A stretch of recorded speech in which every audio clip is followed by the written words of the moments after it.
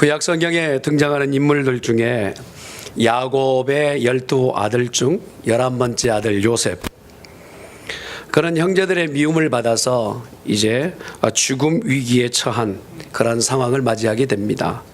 천신만고 끝에 큰형 루벤과 그리고 유다의 노력으로 죽음을 면하기도 하고, 그러나 죽음은 면했지만 죽은 것 같은 그런 고통, 아주 참아내기 힘겨운 일들이 요셉에게 있습니다. 형들의 미움을 받아서 이제 죽음의 위기에 있고 구렁텅이에 던져져서 결국에는 애굽의 상인들에게 팔려가는 그러한 처지가 되었습니다. 그때 나이가 성경을 보니까 17살, 17세면 이제 부모의 슬하에 있는 나이 아닙니까? 애지중지 키워냈던 아들, 그리고 항상 부족함이 없이 자라났던 이 요셉에게 이 충격적 사건은 잊혀지지 않는 일이에요. 형들이 미워한 것도 참아내기 힘든 일이었지만 형들에게 이놈 죽이자는 그 소리가 들렸을 때 아마 마음은 철렁댔을 거예요.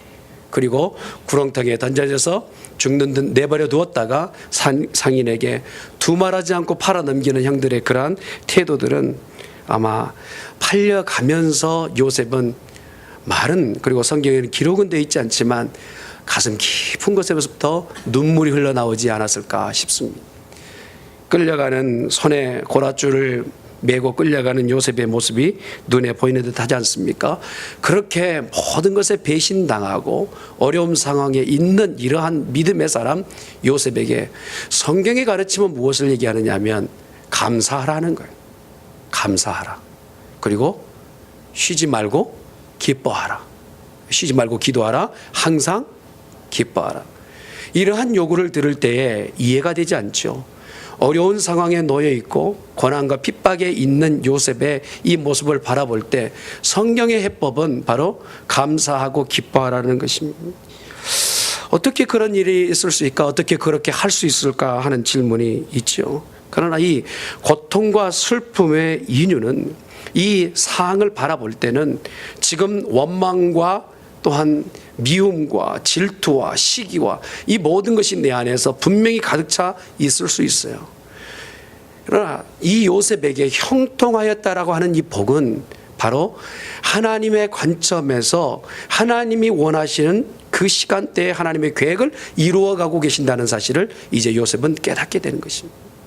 지금 팔려가는 이 장소가 차후에 13년 후에는 애굽의 총리가 되는 시발점, 첫 발짝을 떼는 장소라는 사실을 나중에 알게 됐다는 것입니다. 고통하고 마음 상해하고 참으로 힘겨워하는 이 장소는 총리, 바로 애굽의 총리가 되는 귀한 첫걸음이 되었다는 사실을 알게 된 것이죠. 이처럼 종이 되고 노예가 되는 장소에서 하나님의 계획을 바라본다는 것은 비상 하나님의 관점, 하나님이 요구하시는 그런 마음을 들여다보지 못하고는 알지 못하게 된다는 것입니다.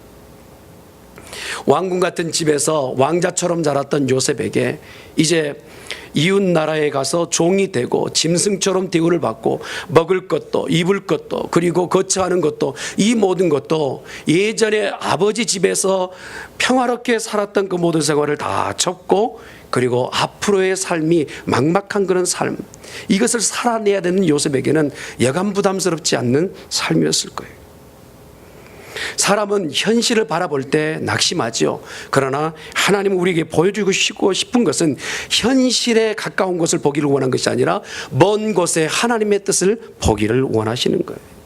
영광의 보좌 앞에 앉아있지 내가 영광의 보좌를 바라보지 않는다면 내게 있는 걸쳐져 있는 십자가를 질 수 없는 것처럼 말입니다.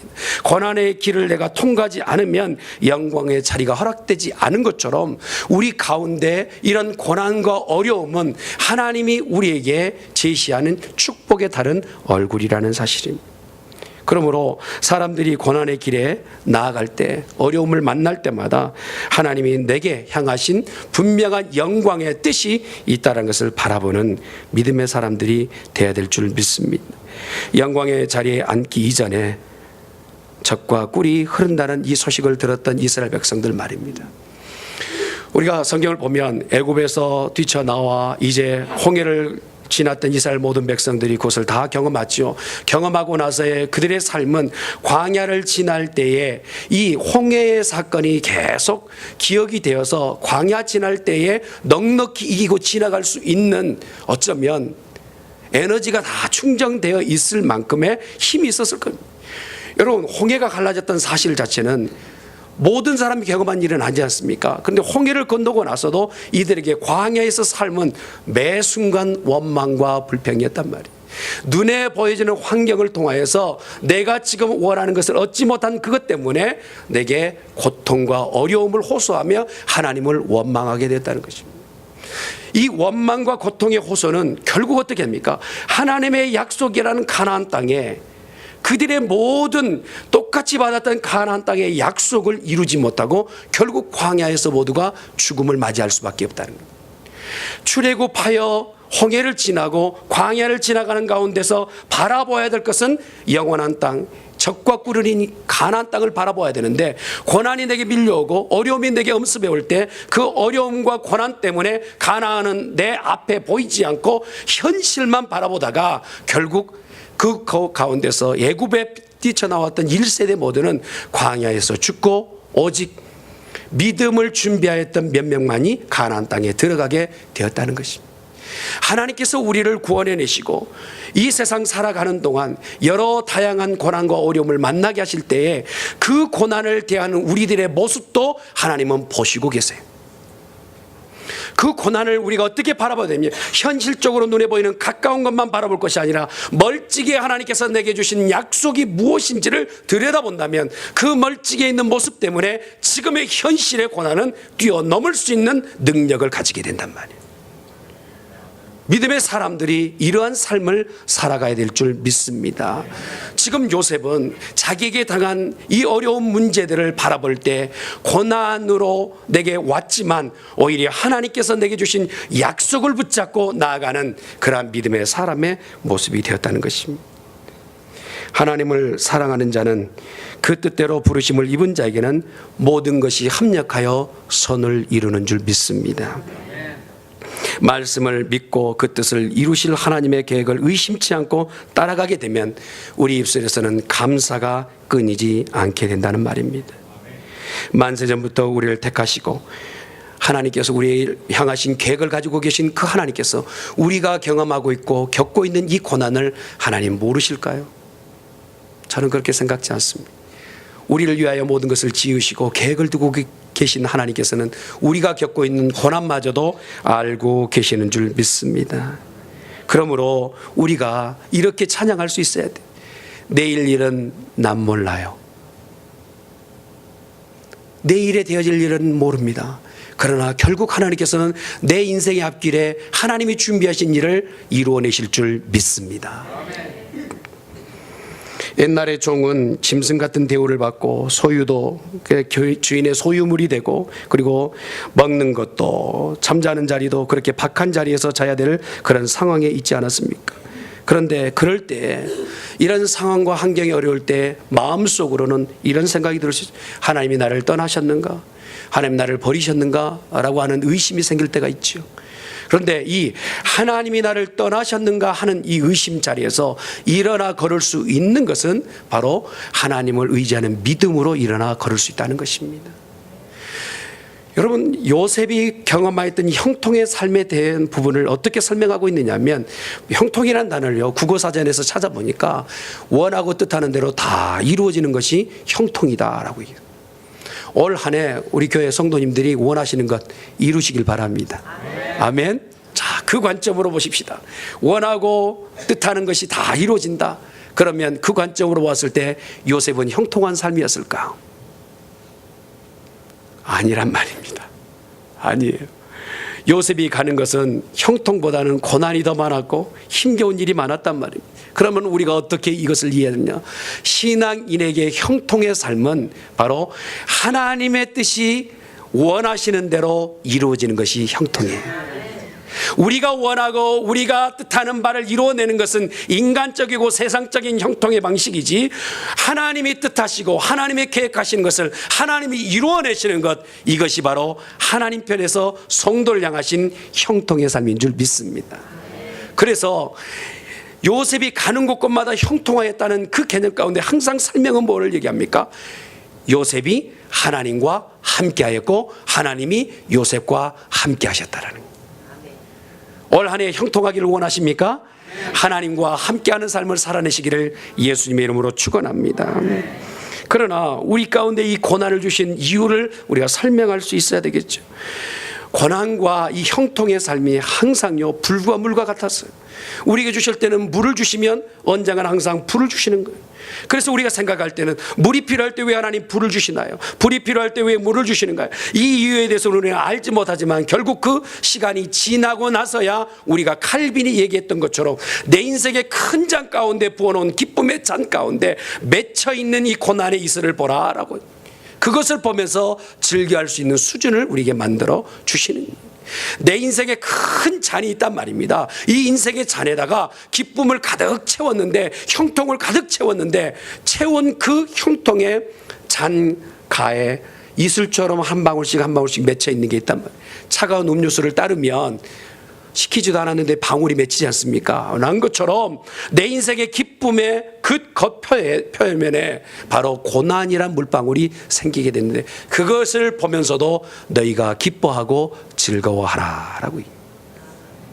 사랑하는 성도 여러분, 형통은 그냥 오는 것이 아니라 고난과 동반하여 올 때가 많습니다. 그럴 때 그 고난을 바라볼 때 하나님께서 이 고난을 뛰어넘어 하나님의 영광을 드러내는 하나님의 계획인 것을 볼 수 있기를 예수님의 이름으로 축원합니다. 하나님의 처음의 요구는 요한 3서 1장 2절에 기록된 말씀처럼 사랑하는 자여 내 영혼이 잘된 것 같이 내가 범사에 잘되고 강건하기를 내가 간구하노라. 하나님이 원하시는 것은 우리의 삶의 형통이에요. 그리고 모든 것이 합력하여 선을 이루시기를 원하십니다. 그래서 이 만사형통이라는 것은 모두가 요구하고 원하는 방식인 것 같아요. 그러나 아까 잠깐 말씀드렸던 것처럼 하나님 편에서 성도가 바라보는 형통은 하나님이 뜻하는 것이 우리 안에서 이루어지는 것이 진정한 형통인 줄 믿습니다. 유명한 목사님이 그래서 이런 말을 하셨더라고요. 사람의 준비와 하나님의 때가 만나는 것이 형통이다. 한번 따라 합시다. 사람의 준비와 하나님의 때가 만나는 것이 형통이다. 여호와께서 요셉에게 주셨던 그 형통이 이것입니다. 이제껏 편안하고 궁궐 같던 집에서 박혀서 내 앞 평안해요, 여기 가만히 있을게요 라고 그렇게 그것을 영원한 것으로 삼았다면 그는 애굽에가 총리 될 일이 없었을 것이고 이스라엘의 만인을 구원할 구원자의 예표가 될 수 없었을 것입니다. 그가 잠깐 지금 당하고 있는 고난은 앞으로 하나님께서 이스라엘 백성을 먹여 살리실 놀라운 구원의 예표였다는 사실을 차후에 알게 됐다는 것입니다. 지금 당하고 있는 이 눈물 나는 자격, 이 눈물 나는 상황, 내가 정말 이해할 수 없는 많은 일들이 왜 일어날까, 이 고난이 왜 있을까 할 때 답을 찾지 못할 때 말입니다. 그때 하나님 앞에 나아가 하나님, 이 고난의 이유가 나는 지금 알지 못하지만 하나님께서 합력하여 선을 이룰 수 있도록 은혜 베풀어 주시옵소서 라고 기도하는 우리들이 되어야 될 줄 믿습니다. 고난은 연단이라고 말할 수 있고 이 고난은 사람을 사람답게 만드는 것이죠. 사람이요 어떤 때 가장 성숙해지느냐면 우리가요 몸 한번 아파보고 나면 그때 아이들도 부쩍 크기도 하고 또 건강에 대해서 조심하게 되는 거예요. 우리가 연단을 받게 되면 연단 이후에요 믿음의 그 내용이 확장되는 것을 볼 수 있어요. 시련을 통하여서 어떤 분들은 예전에는 자기만 생각했다가 힘겨운 일을 지나고 나서는 내 눈에 어려운 사람들이 보여지는 것을 볼 수 있어요. 이렇듯 고난과 연단은 내 믿음에 큰 역할을 하게 되는 것입니다. 우리가 잘 아는 이지선 자매라는 이 자매가 화상으로 인해서, 교통사고의 화상으로 인해서 그의 몸이 거의가 불구가 된 상황에서 지금에 와서서 고백하기를 뭐라고 합니까? 그 어려움이 내게 복이었다고 얘기합니다. 그때 교통사고 이후에 나는 다시 살게 되었다. 그리고 나서 사명을 감당하는 이가 되었다라고 합니다. 내게 고난이 결국 형통으로 이끌어내는 놀라운 복이었다라는 사실입니다. 혹시 이곳에 앉아있는 성도들 가운데 고난 가운데 있는 성도가 있다면 형통으로 나아가는 길목에 서 계신 것을 믿으시길 바랍니다. 그래서 고난을 바라볼 때 이렇게 바라봐야 돼요. 한번 따라합시다. 고난은 영원하지 않는 것을 깨닫게 된다. 여러분, 고난은요, 무엇을 우리에게 보여주시냐면 이 고난이라는 것이 영원하지 않다라는 것을 보여주는 것입니다. 건강도요, 고난을 당하죠. 그래서 뭐라고 합니까? 내 건강은 영원하지 않다는 것을 보여주는 거예요. 물질에 고난을 당하죠. 이 물질이 영원하지 않다는 것을 보여준단 말입니다. 내게 명예가 있죠. 명예 가운데서 어려움을 당하지 않습니까? 그 어려움을 당할 때, 야, 이게 사람이 인기라는 것이 높아지기도 하고 땅에 떨어지기도 하고 영원하지 않구나 하는 것을 알게 된단 말입니다. 내게 어떠한 고난이 올 때 우리에게서 요구하는 것은 무엇입니까? 영원한 것을 볼 수 있는 눈이 열리게 된단 말이에요. 세상 가운데 우리가 사는 동안에 현실적인 것을 바라보고 그것이 영원한 것처럼 붙잡고 내게 복 달라고 요구하지만, 그러나 그것이 영원하지 않아 우리에게 복 주지 못하고 떠날 때가 많아요. 요구는 하지만 내 곁에 있지 않을 때가 많단 말입니다. 그러할 때 우리는 어떻게 됩니까? 영원한 것을 붙잡는 자가 되어야 될 줄 믿습니다. 아버지의 곁에 있을 때는 영원히 살 것 같았어요. 야곱 옆에 있으면 형제들에게 그 시기와 질투를 다 보호해주는 그런 자리에 있는 줄 알았어요. 그러나 고난을 맞이하고 나서 알게 된 것은 아버지가 나를 영원히 지켜주는 분은 아니구나 알게 됐다는 사실이에요. 내게 주위에 있었던 이 모든 부귀영화도 내가 평생을 먹고도 쓰고도 남는 그런 물질이라고 생각했는데, 이제 팔려가다 보니, 이 고난을 겪다 보니 내 인생의 이 고난을 통하여서 물질도 영원하지 않구나 알게 되고, 내게 다가오는 이 고난은요, 영원한 것이 무엇이고 잠시 잠깐인 것이 무엇인지를 알게 하는 교육의 지침이라는 사실을 기억해야 될 줄 믿습니다. 그러므로 다 지나가고 영원하지 않다라고 우리 스스로가 한번 얘기해야 됩니다. 어떤 지혜자가 이런 얘기를 했어요. 내게 주실 참 귀한 교훈이 있습니까? 이 솔로몬보다 더 귀한 지혜가 있습니까? 라고 했더니 이렇게 얘기했대요. 한번 따라합시다. 다 지나가느니라. 할렐루야. 말씀은 아니지만 다 지나가. 여러분, 어려움 가운데 있어도 지나가게 돼 있어요. 혹시 슬픔 가운데 있어도 지나가게 된 것을 믿으시길 바랍니다. 이 요셉이 겪었던 고난도 마찬가지예요. 다 지나가고 지나간 가운데 유독 서 계신 분이 계셔. 이 모든 일을 계획하신 하나님이 서 계신단 말이에요.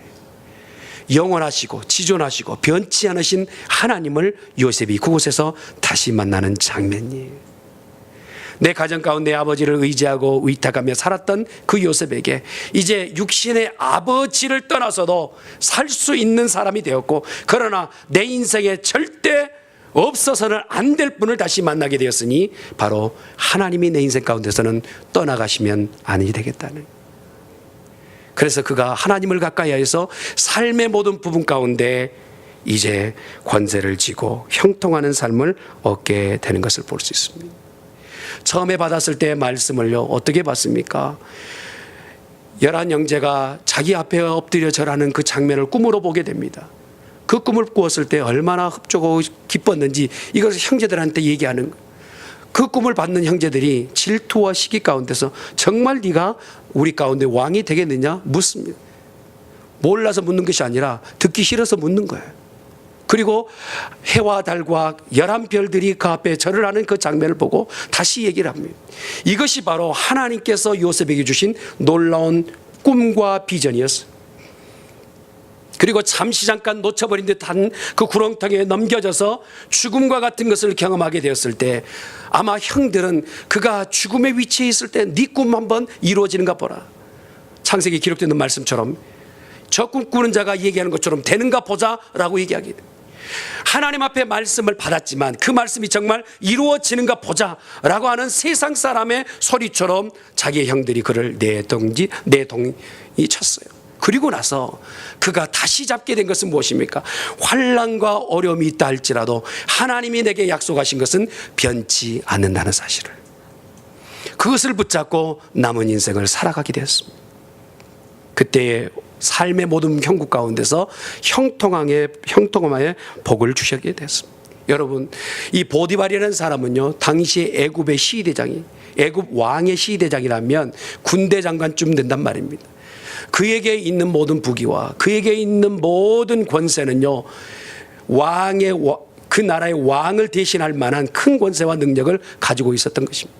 그런데 이 왕의 능력과 권세를 대신 쥐고 있는 보디발의 권세를 누구에게 전달하느냐면 바로 요셉에게 전달합니다.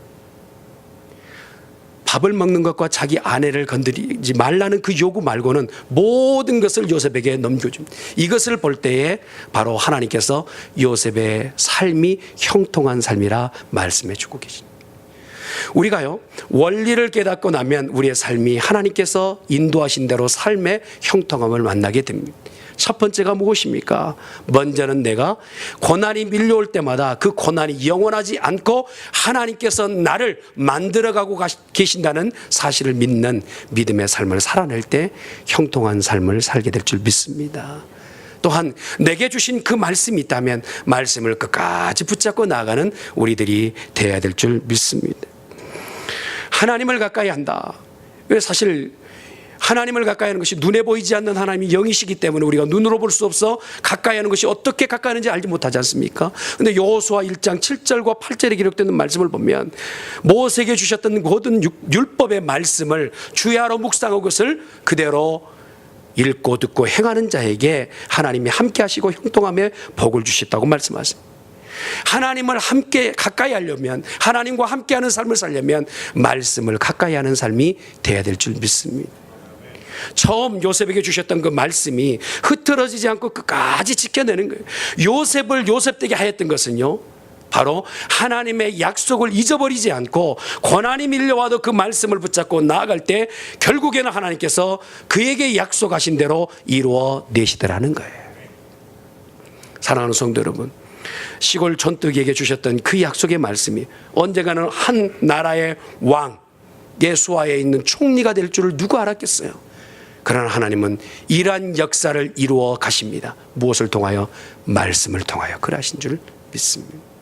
오늘 이곳에 모인 모든 성도들이여, 올 한 해 형통하는 복을 받으시되 고난이 밀려와도 말씀을 의지하여 뛰어넘는 복된 성도가 되기를 예수님의 이름으로 축원합니다.